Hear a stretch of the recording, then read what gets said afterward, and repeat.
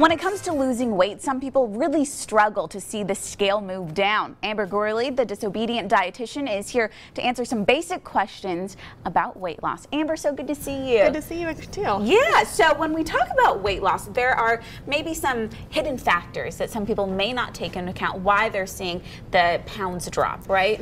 Yes, so it is of course incredibly important to consider diet and how much are we eating and getting away from more of those processed foods and fast foods. But you know, it feels like for many people that when they go to the doctor, they're being told to lose weight for everything, right?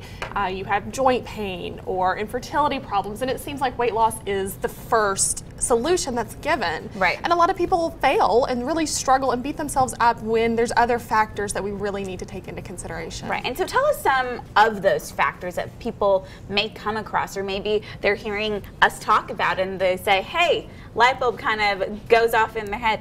I kind of have those symptoms too. Yeah, it can definitely be frustrating to get into this yo-yo cycle. Yeah.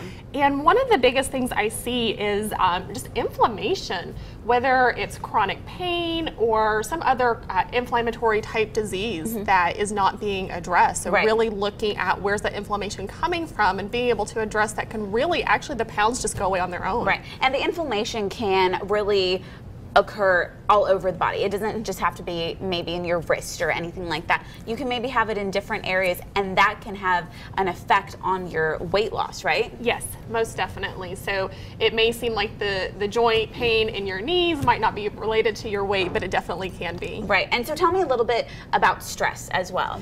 Yeah, so all of us, you know, we're busy, we're going about our lives, we're doing the carpool, and that stress really adds up, and it increases this hormone called cortisol, and that can create a really vicious cycle where we're hungrier, we're craving sugar, and then, you know, we're trying to be good and on this diet, and we eat, and of course we beat ourselves up, and it just becomes a very vicious cycle. So finding ways to reduce that stress lowers that hormone and can help break that cycle. And it's almost a crash too. We see that a lot as well. When people eat a lot of sugar, they crash and then they eat more sugar, kind of like what you said, that vicious cycle, right? Yeah, a lot of these hormones that play there. Yeah, and tell me a little bit about gut imbalance as well. This can have a major effect on someone who's maybe trying to lose weight. Yeah, so we're learning more and more about the gut and the little microbiome that's in there and how much of a role that plays in so many other factors. There's actually part of your thyroid gets converted in that gut. So if those bugs in there aren't really happy, then that can affect our overall metabolism. And some really interesting research coming out of, I think, Sweden or Switzerland, actually showing that artificial sweeteners, which is what we turn to a lot of times when we're trying to lose weight, actually disrupts that gut biome. And I've had personal success with clients just removing out those artificial sweeteners, letting that gut get healthier again. And the weight, again, just sort of comes off because we've addressed really what was causing the problem to begin with. And then just real quick, hormones, that also can have an effect. Yeah, so we touched on that a little bit with cortisol, that's a hormone, but also blood glucose regulation, our insulin resistance, those are hormones. And when our blood sugar is going up really high and then crashing, again, that cycle, where we're sort of chasing our hunger.